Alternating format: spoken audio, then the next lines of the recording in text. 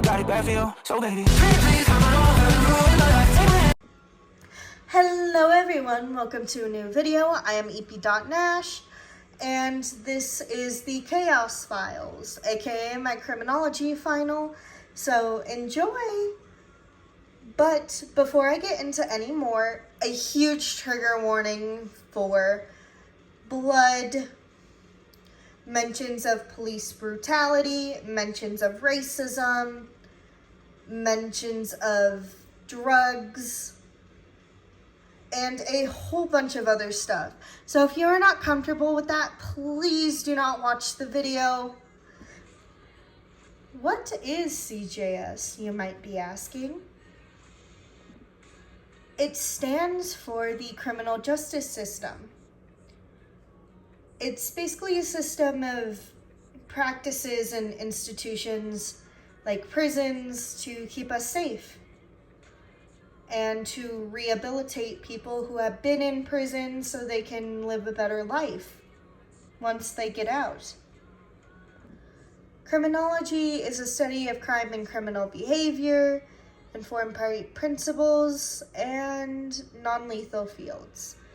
Basically, it's behind the scenes, like CSI and CIS, those types of shows. All these are basically how the CJS started. It started from going to blaming Satan to learning a criminal's behaviors, like in sociology, learn how they grew up, and learning what laws they broke to end up where they ended up. Basically, the history of policing started pre-colonial England to what we have now, which is a little better, but definitely still can be very alarming. Now looking at a policing overview. I'm not too fond of the police because of some traumatic instances with me, but I'm going to keep it at that. I know not all cops are very political. You know what I mean, but what I'm trying to say is that personally, I don't feel comfortable around them, mostly because you never know who can be politically charged by Republican or liberal sides or just non-conforming. And it can be really scary because some of them are shooting unarmed black people if you look at the media, and some are just very good at their job. I'm not saying all cops, but it's definitely changed, but you can still see where some of the cracks are. There are many different types of policing, from traditional to community-orientated to CompStat, which is basically they're handling stuff like computers, or also a form like the Sarah model, which is scan, analyze, response, and assess. Police rules and policies. These are two policies from their code of conduct of law enforcement officials, which basically these two I found most interesting because they are most commonly broken. They must not commit any act of corruption and ensure full protection and health of the person in custody, which is obvious. Sometimes they don't do that. There are many more rules and policies, but these are the ones I found most interesting because they are most broken. Police rules and policies. I chose two policies that reflect and are most likely to be broken by police. They cannot commit any kind of act of corruption. They also make sure their prisoners are good and well taken care of. Obviously, sometimes they don't do that. There are so much more than just these issues, but I don't want this to end up being the last moments of time I have for the presentation.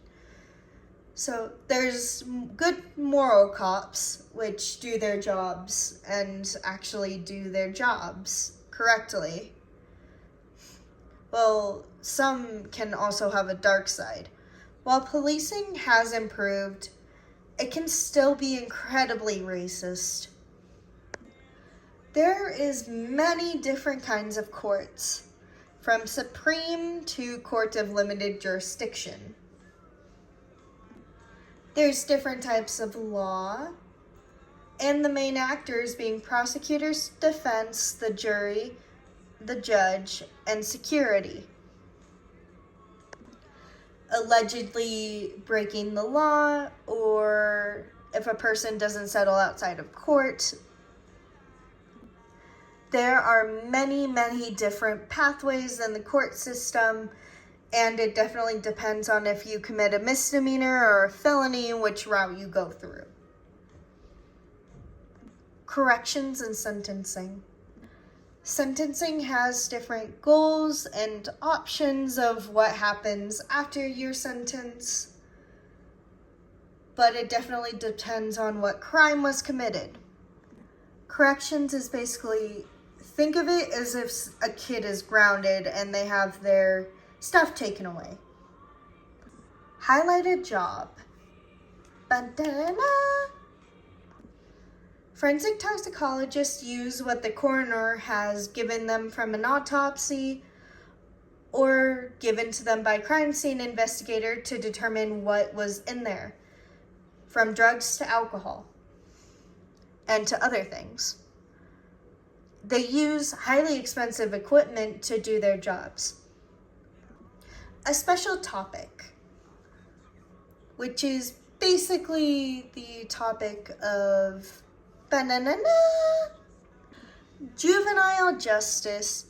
Basically, if you're under the age of 18 and over the age of 10, you can get put into a juvenile detention center. And on the right side is how it is done. It's done through arrest, bond, pretrial release charge, return to filing, preliminary hearing, sorry if I pronounced that wrong, status hearing, and trial. There has also been points of where kids have been trialed as adults because of either their crime or the state did not have a law against them being tried as an adult. Here are my citations. This is just page 1 out of 4.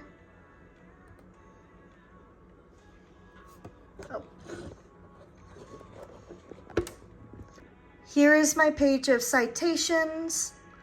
This is just 1 out of 4 of them. Here is the second page, and here is the third page, and here's the fourth page. Thank you so much. Thank you so much for watching, and thank you to my criminology professor. I still have my love for criminology, which is a huge good thing. And I really hope you guys enjoyed the video. Bye!